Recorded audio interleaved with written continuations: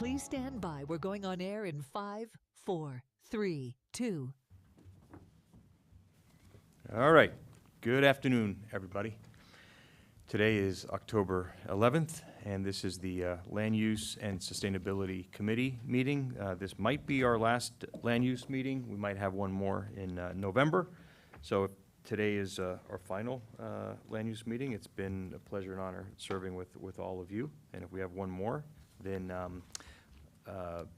that will be great too. Okay.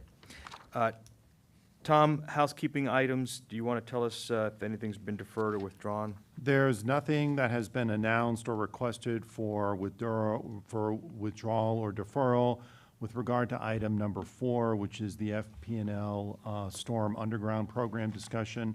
The representatives of FP&L could not be at today's meeting. They requested that the item be deferred to November 1. They said that they would be available at the November 1 meeting. Okay. Mr. Chair? Yeah. If the administration piece, I don't know what's going to happen after November, and I think this is an important item to keep alive. I'm happy just to keep the item alive, to put my name as a co-sponsor, and then Okay. if a new Great. commissioner comes along and wants to take it over, I'm Wonderful. happy. And I believe Commissioner Dominguez may want to join you as co-sponsor of that as well. The FP&L item number 4. Okay, Yeah, good. yeah. Thank And you. Mr. Chair, I just want to put on the record that when I was told they couldn't make it, I asked to get the data, that they would send the data that are requested, and I've been told that they did not send it. Yeah. So what's going on here, folks, for those paying attention, the two sponsors of this item, myself and Commissioner Minor. Myself, I'm going to term out in a month, and Commissioner Minor will be, depending on the outcome of the mayor's race, may or may not be here. So what happens is, people with, who really don't put the community's interest first, they just play the clock out. They think we're not going to be here. But thank you, colleagues, Commissioner Fernandez, Commissioner Dominguez, for taking this on and not being, trapped into this calendar game that a lot of people play, with deferrals and let's wait to hear it and, trying to forum shop commissioners. So this will be heard, whether it's this land use committee or a future land use committee. This is not going to go away. Take it for whatever it's worth. They're not here today. They didn't provide the data we had asked. They clearly have it. They've got endless resources to gather that, and they didn't provide it. So clearly, in my opinion, what's happening here is they're just hoping this goes away. They've been unwilling at first to even, entertain this, and then clearly when they saw that we weren't going to walk away and that there's significant community support for this item, they've been giving us a bit of lip service, in my opinion, but we'll see where this goes. Okay. I'm happy to take things out of order. If I don't see really anybody from the public here. We have staff here. Anybody want to have a request for an item to be heard out of order? Otherwise, I'll go sequentially. I have to step out at 4:25, but before leaving today's meeting, I'd love to have a discussion regarding the technical amendment having to do with air conditioners. So that's number 6. Let's hear it, number 6. I don't know much about this. I saw this was your item, so I'm curious to learn more. Would you like to tee it up? This is about a local technical amendment. I know nothing about this, regarding the Florida Building Code, that has to do with requirements for existing buildings and new construction to provide air conditioning in the entire building rather than merely providing ventilation, as required by the Florida Building Code. Commissioner Fernandez? Thank you, Mr. Chair. Currently, the Florida Building Code does not have a requirement for the provision of air conditioning in buildings. There's a requirement for heating. There's a requirement for ventilation, which equates to open windows. But there's no real requirement or anything that we can enforce for air conditioning. And of course, given this wave of extreme heat warnings we all experienced this summer, and the extent amount of period that our area was under these heat warnings. I think it's something prudent for us to look into, not just for new construction, but as individuals come forward to update their properties, having some sort of requirement that if they reach a certain benchmark in renovation and work, then now you go away from having window units or no AC at all in certain areas to actually provide air conditioning. I know, Eric, you've been looking into this issue, and Mr. Attorney, you have as well, so I don't know if you all want to add anything else into the record about this. Commissioner, thank you for the opportunity, and we have Anna Salguero, our building official. Just a couple of items that we wanted to touch on. I think that the administration believes that most properties, if not all, new construction properties are availing themselves of air conditioning. Right. So it really comes down to the universe of significant renovations or 40-year recertifications. We feel that incorporating air conditioning into existing buildings as part of a 40-year recertification is probably a bit much, maybe a bridge too far, and we'd rather not conflate those two issues at this time. We do believe that if someone is going to go through a substantial renovation so that everything could be brought up to code, that it makes sense that they would incorporate air conditioning into the building. But I know that our building director actually had a conversation with her counterparts at the county, and they had mentioned something that they had tried something similar to this in the past and had gotten some resistance from the state. I don't know if you would like to hear any of that. It's anecdotal information, but it may be helpful. I don't want to hear it, but I'll hear it. So, good afternoon, Commissioners. I don't know if I'm We tall can't enough hear for you. this microphone. Is it on? Okay. It's on. I'm just too short. Sorry. So, good afternoon, Commissioners. I reached out to the county. This is the group that oversees and provides any of the technical amendments. They're the ones that would be supporting them when we go to the state. So I talked to them about this, about the ability of a technical amendment. They felt that there would be resistance because generally when there is a technical amendment, and this is their opinion based on what they do, that the technical amendments will be allowed when it's specific to an issue in the area. And that, for example, Miami Beach is not different from City of Miami or from unincorporated Dade as to the heat and the number of buildings that may not have air conditioning. So they felt that the technical amendment would not be well received because of this, because it is not something that's an acute Miami Beach only issue. They recommended different pathways, one pathway being with modification to the code, which the new code is coming out already in December, but so December 31st, the 2023 code comes out, and then almost immediately they start working on the next code cycle. So it would be trying to put in an amendment into the next code cycle through the energy portion of the code. And the other issue that they brought up was Florida statute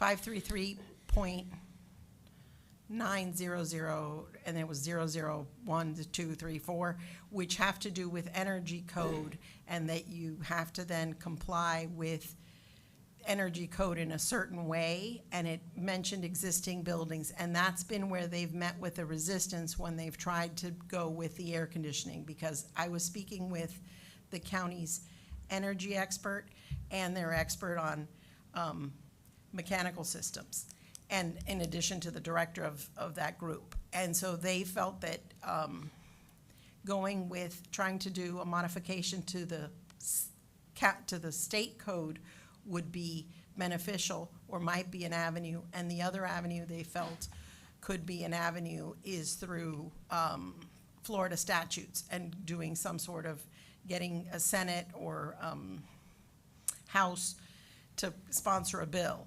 because of the way that the bills currently read. It really does limit you from doing this.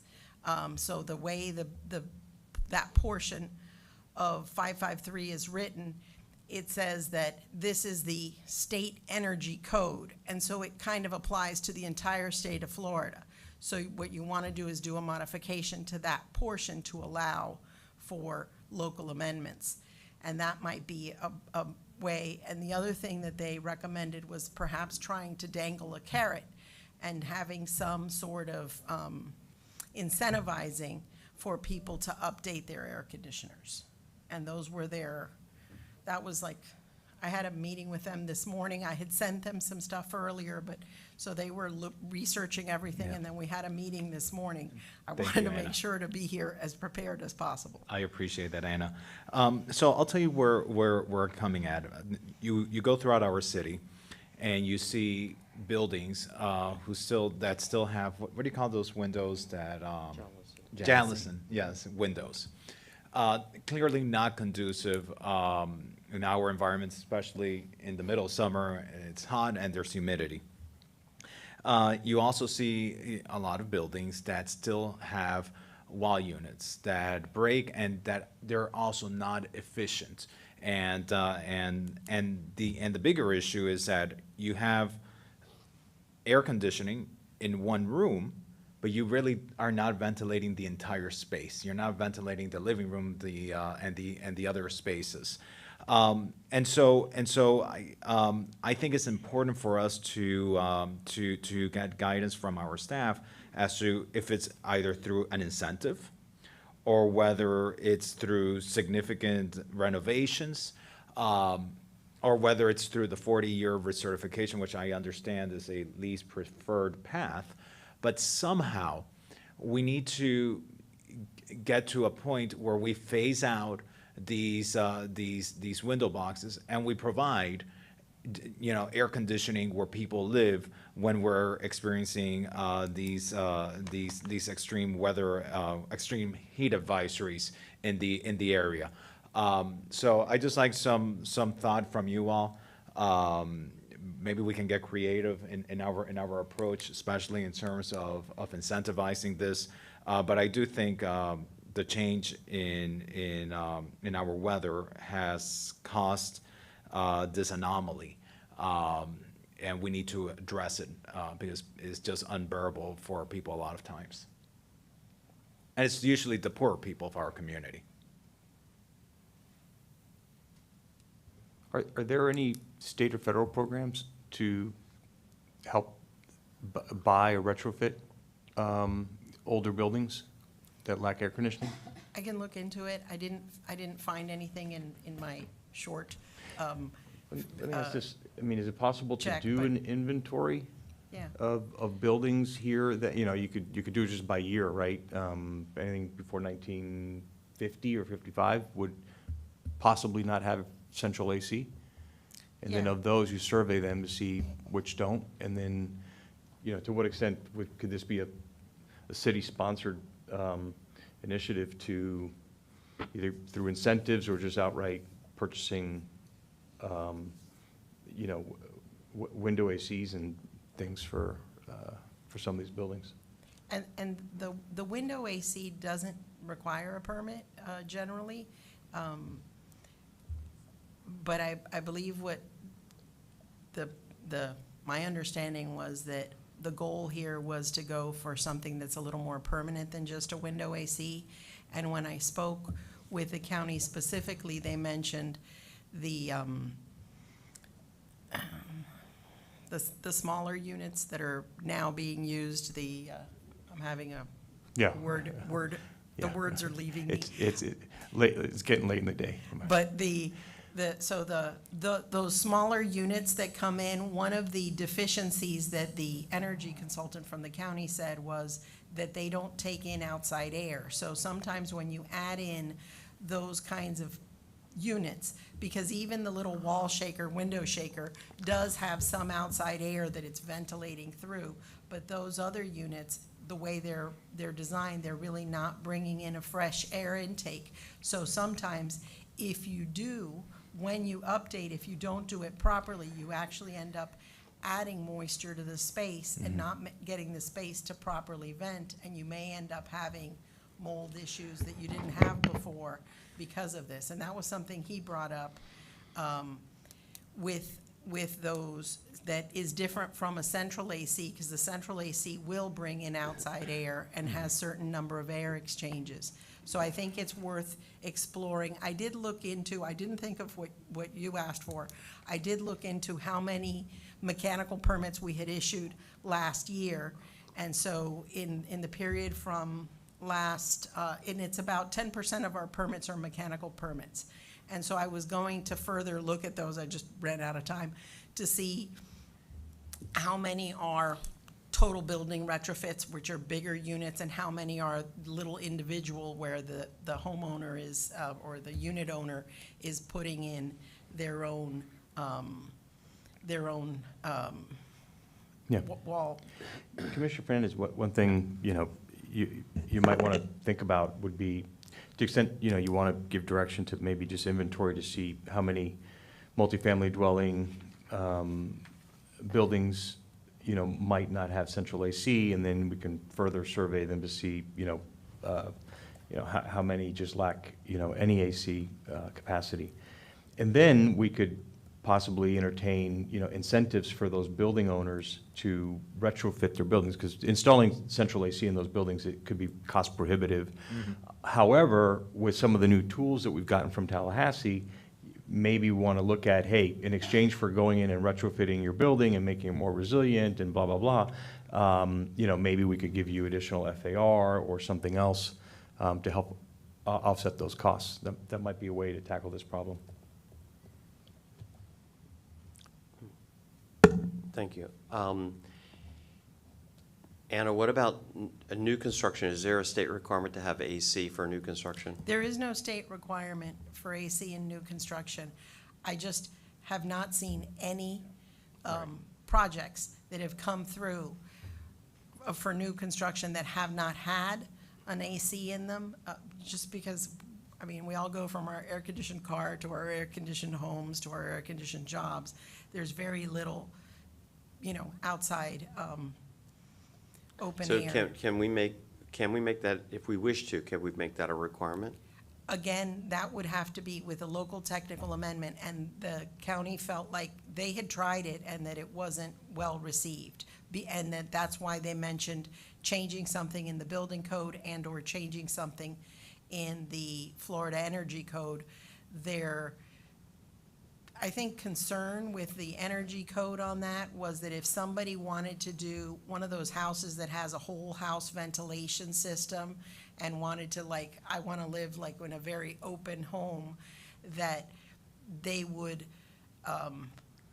be resistant to something like this, and then they would fight this because of that law.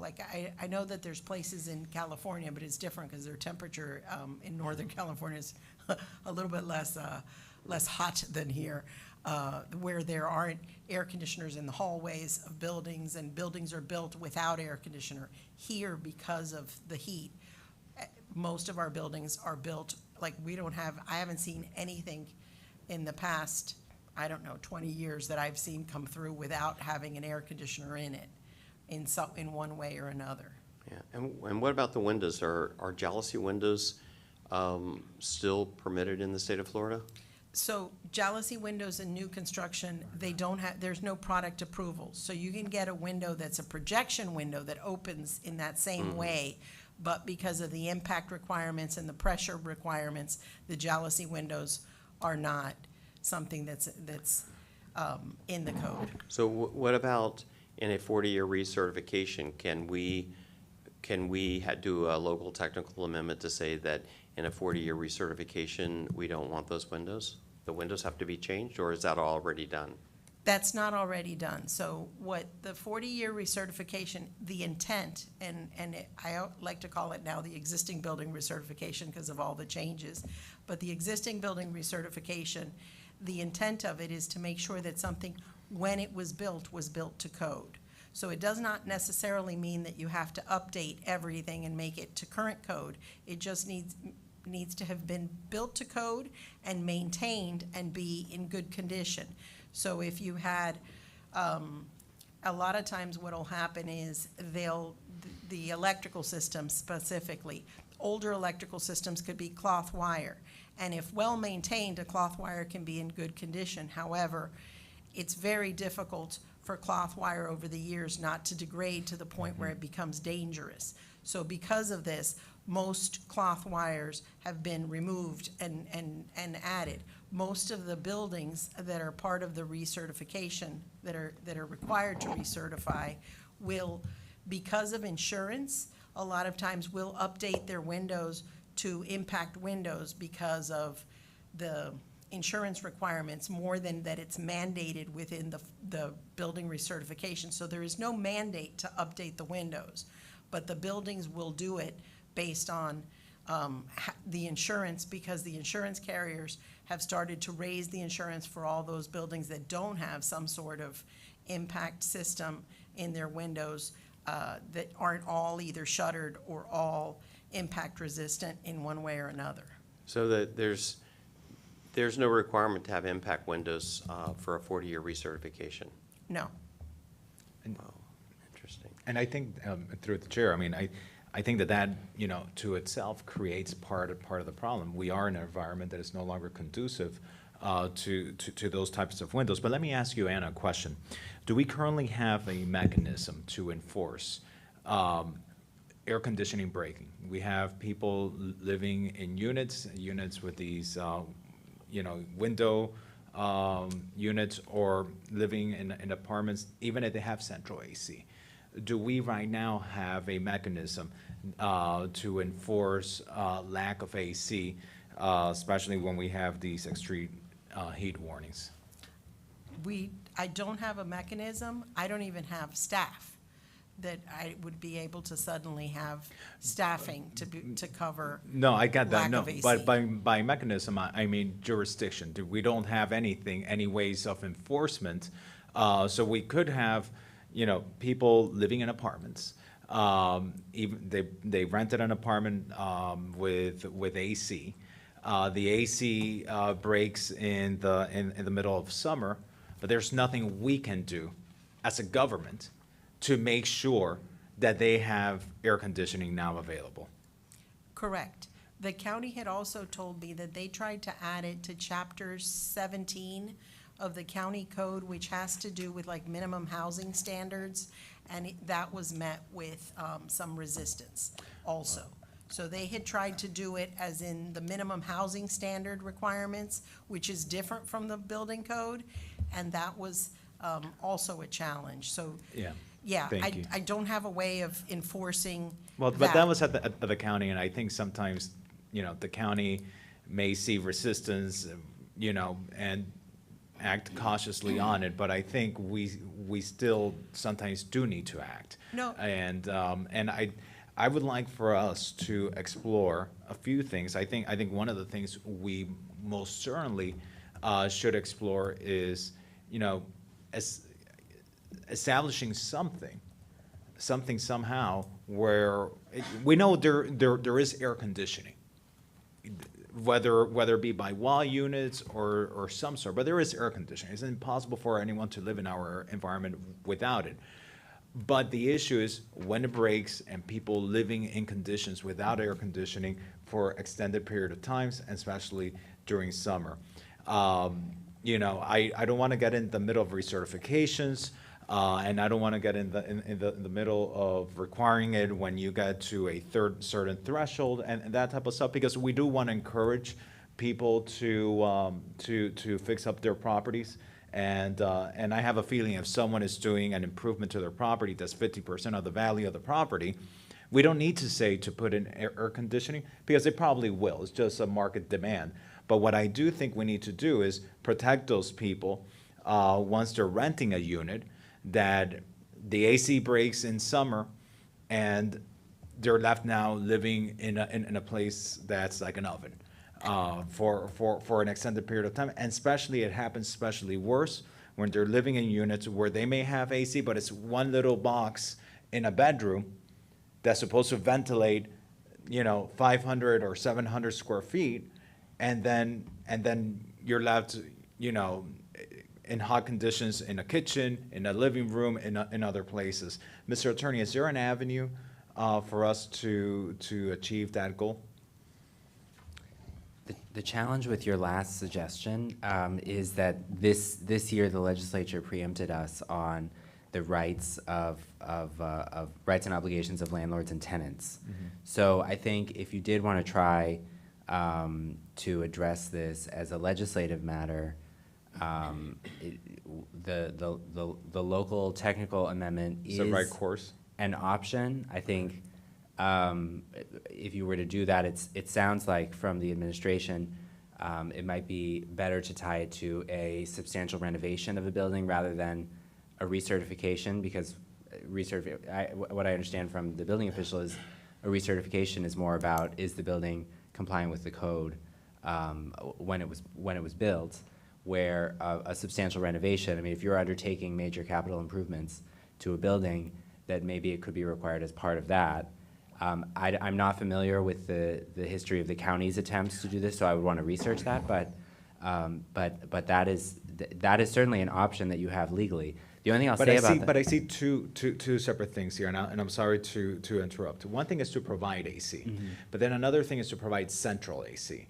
And that's where I see, probably that's more the requirement, or would be more of, okay, part of a 40-year recertification, or once you're doing renovations and that type of stuff. But I think there just needs to be a minimum standard that whether it's a window unit or central AC, people living in Miami Beach need air conditioning in order to survive, functioning air conditioning. And I think we need to have a way to enforce that, because slumlords do exist, and they do exist in our city, and we've seen them, people that just don't maintain their properties. And it's not just older buildings. It might be even renovated buildings that are split up into condominiums, and you have one unit owner that rents out their unit, and they don't maintain the window unit, and they don't care. And now someone that is of little means, is left living there in those conditions, and they gotta come now talk to our,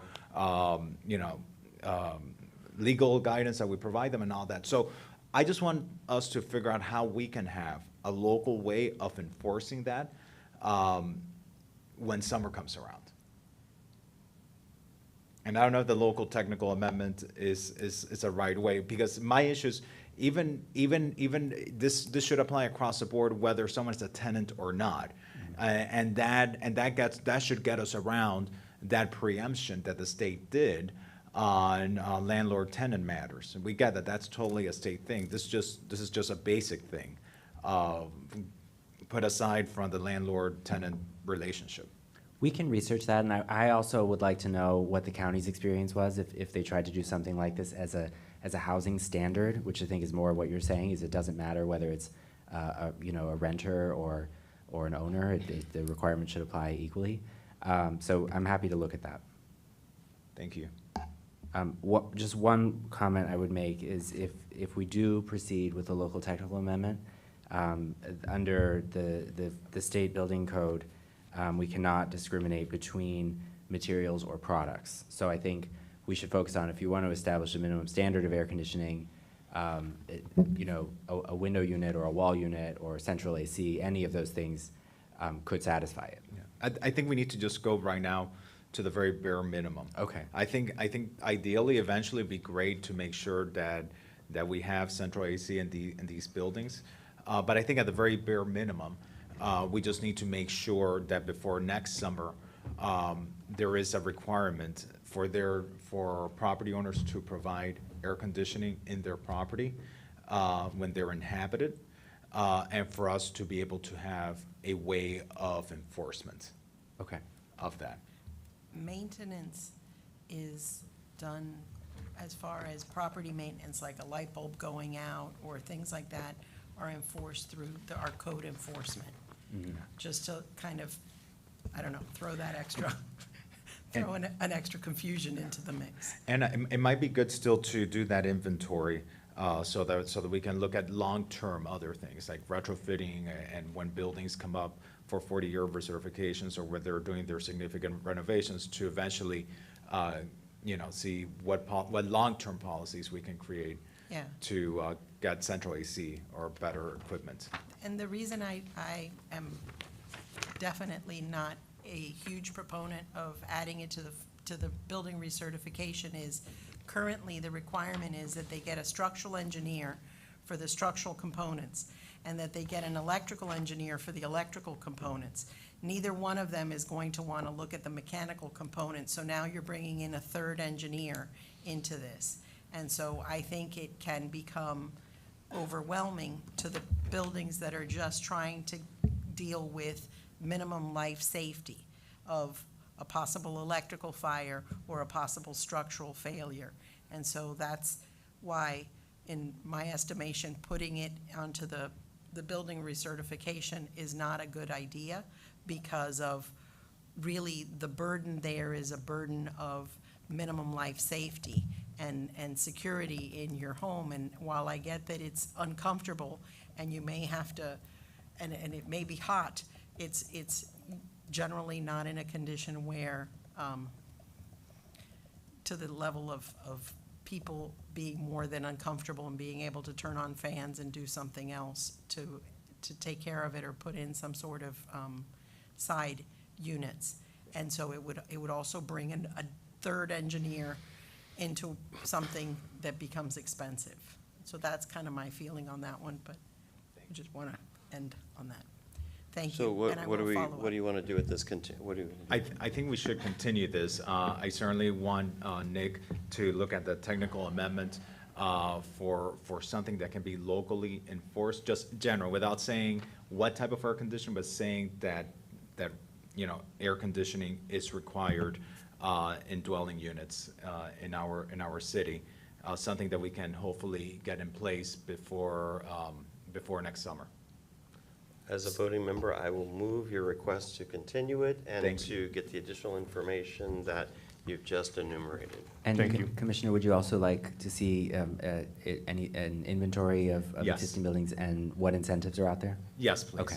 Mr. Chair, I need to step out. Okay. But over the past 2 years, I've had the pleasure of serving along the two of you on this committee, and I just want to thank you all for the amount of time and service you give to our city. We know that you sacrifice from your personal responsibilities to be here and from your families, and it's not easy. But as your colleague on this committee, thank you for your time and for your dedication to the residents and taxpayers of the city of Miami Beach. Thank you, Commissioner Thank you. Fernandez. Feeling is mutual. You have a couple of items here, Commissioner Fernandez. Are you going to be gone for the rest of the afternoon? I need to be at a meeting in 6 minutes. Okay. But I don't think I'll be back because I think you intend to end by what time?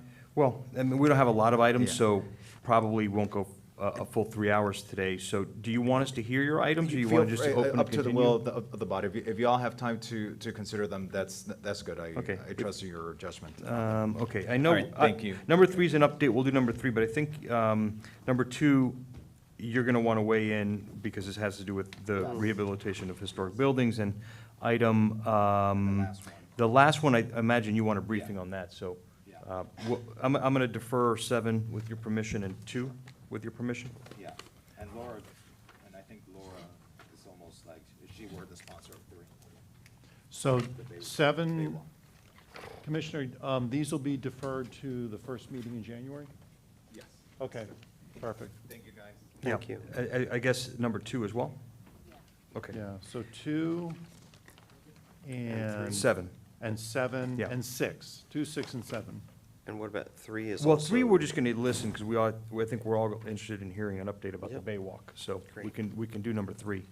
And I'm sorry, number 6, well, we just discussed number 6. Yeah, and that the sponsor asked that it come back, so we'll defer that to January. I think so. 2024 That gives as well. Anna time to do her research. Good enough? Okay. Well, then, let's do item 3, although Commissioner Dominguez, your item number 5, if there's someone here that we can just take care of it now and send you home or back to work, we could do number 5 now. David, are you here for 5? No, I'm here for 3. With number 5, okay. Well, can we do number 3 and then send you home, or wherever you gotta go? Let's do number 3. This is an update. We discussed this at our last land use meeting. I don't know if you can hear me, which is just an update on our Bay Walk. Correct. Good afternoon, Mr. Chair and Commissioners. David Martinez, CIP for the record. At the last meeting, the item was continued in order to continue the discussion, I believe, regarding the Bay Walk, the existing Bay Walk constructed at the Southgate Apartments. Since then, I have received notification from the property owners that in fact, their upper management is considering the impacts of the potential early opening as they look at it of the Bay Walk. They're concerned with unintended costs associated with the maintenance and operation, security issues. And really the bottom line is, what they stated to me was that they are not ready to commit to open the Bay Walk early, but they hope to continue their dialogue, is what they had stated to me as it relates to the Southgate. Just to remind the committee, the Design Review Board order from years past required them to open the Bay Walk upon certain things happening. One of them was the construction of the South Bay condominiums to the south, construction of a sidewalk on 10th Street, on the south side of 10th Street. And also, the DRB order discussed the reimbursement of certain monies associated with the construction of a glass wall on the west side of their property. The other thing that the DRB order required was that they record an easement, which, my understanding, it has not. And the easement was to be recorded once the South Bay Tower to the south recorded their easement, which did occur some years ago. So that's kind of where we stand today on this particular section of the Bay Walk. Comments for David? I have a question. Can park rangers, are they allowed to be part of the Bay Walk? I know that crime was one of the concerns of the Southgate. So, I mean, it's a challenging discussion because we do have park rangers in many of our parks, don't have them in all of our parks. And then in addition to that, the concept of, are we going to deploy park rangers onto private property? I think once we had a contiguous Bay Walk, there might be some benefit to doing that. I worry about having, park rangers assigned to a singular property, especially if it's private and it hasn't been conveyed as an easement. I wasn't thinking of a singular property, but a segment. So, David, you were saying that the Bay Walk could be open behind Southgate. And the rules had said that if the two buildings on either side were open, then Southgate had agreed to do it. Multiple buildings. It's not far from Canopy Park. And can that be part of their route? They go behind the Bentley Bay, walk behind South Bay, Floridian, all the Southgate, and then come back to the park? Certainly, we can assign the park rangers to do pretty much any reasonable route. It's just a question of resources and are they being as effective as possible, or are we gonna need additional resources to be able to accomplish that? That's really the Understood. I just question. wanted to make sure that if needed, that could be part of the route in the future. So if crime is the Southgate's concern, one of their concerns, we can let them know that we can work with the city administration to have park rangers on there periodically once the items are open. And I know we spoke briefly about the north end of the Baywalk, and I think you had good news. You've hired some consultants. They're evaluating it now. I've met with 2 condo board presidents down on that end as well, so I'm really looking forward to getting some progress. Thank you. Okay. David, anything else? Okay. Thanks, David. All right, very well. Okay. Thank you. So we'll show this discussed, and you want to continue this to the January meeting for additional updates? Okay. Great, thanks, David. Okay. What do we have? Number 5, Commissioner Dominguez, this is your item.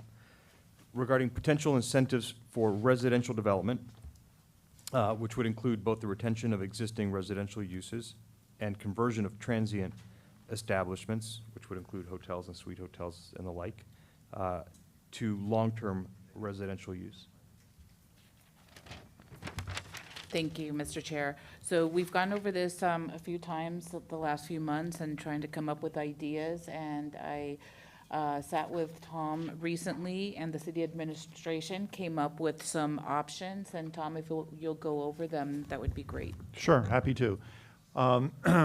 What we had discussed with the item sponsor was sending a recommendation to the city commission to refer an LDR amendment to the planning board, and it would create regulations to incentivize the following. The first would be the conversion of existing transient uses in the West Avenue overlay. Currently, transient uses such as hotels are prohibited in the West Avenue overlay. And it would be an incentive to convert those to residential. The second would be the conversion to or development of residential, non-transient residential uses on Collins Avenue in the area between roughly 47th Street to 63rd Street. This is RM3 zoned. It is currently primarily residential uses, but hotels are allowed as a permitted use. The other area that could be explored is up to 71st Street along the ocean. And then the last would be the conversion to or development of residential, non-transient again, in the RPS4 area along Ocean Drive from 1st to 5th Street. Currently, there still are a couple of hotels in that area.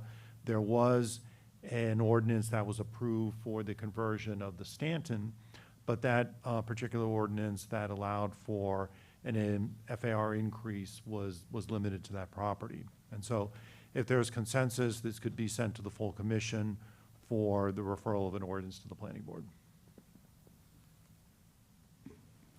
So what do you guys think of some of those items? Is that something that we can submit to the full commission? So the question is, are we we would just make a referral to the planning board to consider these items, or would we give them a list of things of our recommendations, or how would that work? I think our thought, and Commissioner Dominguez, correct me if I'm wrong, is that we would develop an ordinance to bring to the commission to refer to the planning board. If it's referred to the planning board would then provide a recommendation to the commission, and it would have to be approved on 2 readings by a 5/7 vote of the city commission. And then the recommendations that you would come up with would, if we send this back to the commission, the recommendations would be considered by the commission before it's sent to the planning board? I believe so, yes. Yes, correct. Yeah. Which meeting can it come? I think it would be very difficult for us to get an ordinance put together before the December meeting, because the October commission meeting is next Wednesday, and we've already printed for that. And then October 25th is a presentation meeting. And so to develop these into an ordinance, we probably would need to do that, bring that to you in December. Okay. So is that what you'd like to do? Yeah, I had hoped for this time. I mean, you could always just refer something, ask the commission to refer something conceptually, and then we could develop it before it gets to the planning board. So that's another option if you wanted to get something on the October 18th or October 25th. But that would basically just be a referral and direction to the administration and the city attorney's office to develop an ordinance to bring to the planning board. Yeah, if you want to move it, I think you would put in the item the broad concepts, right? Correct. Yeah, so I think if you want to keep it moving, Commissioner, we can move it. If you want to move that item, I'll second it, and then let staff come up with top-level items for discussion, and then they can work on it before it goes to the planning board, and you could probably have that for the 18th. Do you think? Yeah, it would have to Or be. the 25th? It would have to be in an addendum, but we could probably put a quick memo together with these broad concepts. It would just be a consent referral to the planning board. And so if it's referred, then we would develop it for the planning board. Yeah. Well, it's been moved and seconded. Yeah, I'm good with it. I like this item. I think, these, short-term rentals, apartment hotels, what have you, are have been bad for our city in the aggregate. So to the extent that we can decrease supply of them would be a good thing for our city. And if we have to create incentives to do so, I think it's worthwhile. I think, net positive, getting rid of, the short-term rentals and the apartment hotels will be good, because I just think that, the budget traveler that comes here and, just wants to have a good time on our streets and create havoc are attracted by the low rates that some of these hotels and properties have to offer. So to the extent that we can, decrease the supply, I think that's a good thing. And so, okay, we'll conclude that item. And then we'll move it bring a along, I'd say. C4 referral to Yeah. the next commission. Which, will dovetail a little bit potentially to my item, the last item on the agenda, which is item number 1. And I'll hand this off to you, Tom. We've talked about it extensively. And I've paid, great compliments to you and your team, and particularly Rogelio, for putting together what I think is a really insightful, well-thought-out set of recommendations and ideas for our consideration. And this item is potentially increasing allowable floor area ratio for workforce housing. This item was sponsored by me before the Live Local Act and before, Tallahassee had indicated that they're looking to continue to preempt us on a lot of local zoning authority, most recently with respect to FAR, taking away voters' rights to directly vote on FAR and putting it back in the hands of commissioners. So this was even before all of that. To really address the chronic housing shortage and housing affordability that we have in our city, particularly for workforce housing. We have plenty of luxury and ultra-luxury housing. We don't have enough for people who have to work every day for a living, provide local services, raise families here, et cetera. And, Tom, if you want to kind of maybe just at a high level summarize some of your thoughts and observations, that might be good. But this might tie into some of the work that Commissioner Dominguez is thinking about. What would those incentives be to change short-term housing into something else? Maybe we sweeten the pot if they're going to change it to workforce housing. And are you prepared to give us maybe a high-level summary of some of your ideas here? Sure. We went over this, as the committee may recall, at the last meeting. And just to refresh everybody's memory, what the proposed ordinance does is it establishes very defined areas within South Beach and North Beach for FAR increases for workforce and affordable housing. And the areas that have been identified are areas of the city that are in close proximity to transit and what we believe would be future transit zones. And at the last meeting, we discussed a broader area. One of the things that the committee asked us to do was to look at narrowing those areas, and that's what we did. We basically removed the Flamingo Park area from the proposal. We removed Lincoln Road frontage properties from the proposal, and we removed the Convention Center properties from the proposal. And within the South Beach area, the area would be limited now to basically the Fifth Street area, going from 4th Street to 6th Street, the commercial district along Alton Road from 4th Street to Collins Canal, and then 17th Street until about Meridian Avenue. We left in the North Beach area because that was limited, and we also added as a potential future study area the 41st Street corridor. In addition to the FAR incentives, there also is a provision to allow the DRB or the HPB to approve up to a 14-foot increase in height to accommodate any increase in FAR that might be proposed.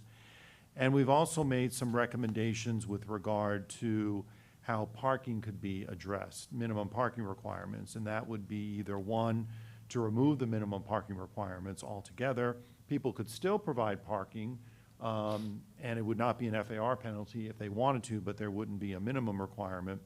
Another option would be to create a warrant process for the reduction in parking where the city commission could look at these on a case-by-case basis. So those were the primary changes that we had proposed to the ordinance, and we're certainly open to any recommendations of this committee.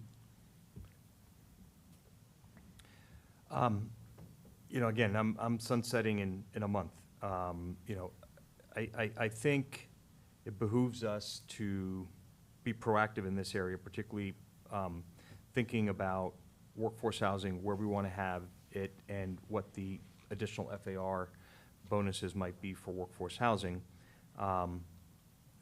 Tallahassee, my thought is they're gonna do some more preemption come this next legislative session. I think we might as well try to get ahead of it.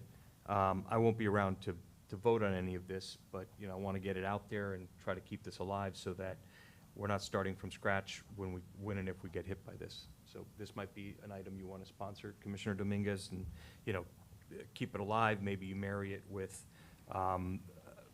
you know, an additional incentive that if you're going to take your short-term property offline and make it workforce housing, the city might be, you know, potentially generous to that property owner to do that. You know, just an idea. Thank you, Mr. Chair. Yeah, I'm happy to keep this alive and continue to work on it. When it comes to parking, I worry about reducing the minimums, particularly in certain areas, and would look at case-by-case basis, but I'm very supportive of this. It's going in the right direction, and we need to do something in order to keep things affordable and have workforce housing in our city. Okay. Yeah, and I'm very supportive as well, and Tom, the map, I appreciate you updating. After we spoke, I did have a couple other questions on the map, and that is, it looks like the area, Fifth Street on the bay, is also included, but that right now is a condo area, so I'm not really sure why. And also, the area on both sides of Alton at Fifth, extending into Sixth Street, right? One is a parking garage and a Publix, and the other is a new condo project going up. So I don't think those are going to be in it. It may cause questions from people wondering if we're going to change that parking garage. So I would recommend that we change those. And then I don't know if you want to leave the park. It also includes Canopy Park. But there are some buildings around there, so, and a parking lot. So if the health center doesn't happen, then so. But I would recommend that we take those areas out because they're condominiums, and that would be the only other change, Tom, I would make. And then I don't know, does this stay in the committee then, or does it go back, or what would be the action? Well, I think one action, Commissioner Dominguez, if I heard you correctly, I'll substitute my name, and yep, you'll take over this. Maybe bring it back in January, subject to who's sitting on that land use committee meeting. But you can track it, and if you want to. Call you. Well, call me anytime. We won't have sunshine then. Or send it, you know, to the full commission then for further discussion, saying that we've kicked this around now several times here in this committee, and to try to get input from some of the new commissioners and new mayor. Okay? And then get it to move, yeah. Perfect. Okay. So So we'll show this by acclamation, continued to the January 2024 meeting, and I'll identify Commissioner Dominguez as the new sponsor. And then update the map to take those 3 little green boxes Yes. out. Okay, so I think we are done for today. Can I say something? Please. past few months, it's been a pleasure to serve with both the chair, Commissioner Rigariola, and member here, Commissioner David Richardson. You guys have put in a lot of time. You love our city, and I wish you much success in your future endeavors. And let's keep in touch and continue to make Miami Beach beautiful. You both are residents, and I've really enjoyed getting to know you better. Well, the feeling is mutual, and, you know, if I can ever help you, you know how to track me down, so. And thank you. Your words are kind, and we won't have sunshine, so we can come and lobby you as long as we're not being paid.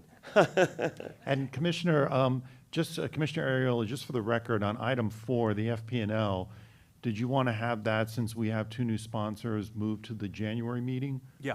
All right, so for November, I We don't guess have there's anything? nothing, so do you want to cancel the November So 1 meeting? let's officially cancel the November meeting, and this Okay. will be my last land use meeting chairing it. So it's been a pleasure working with all of you guys. You guys, you know, uber professional, you care deeply about the city, you're, you know, incredible subject matter experts.